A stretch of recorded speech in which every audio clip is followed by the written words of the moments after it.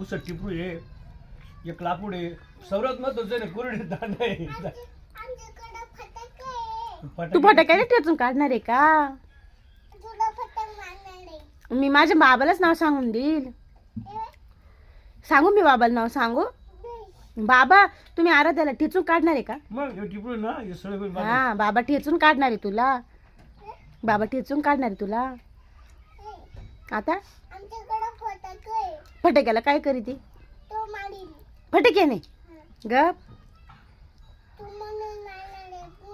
मरून जाईल डायरेक्ट. भाऊ कस काय मरल मी? कशी कशी अशी मरून जाईल मी? अरे आता मग मी मेल्यावर तुला मम्मी नाही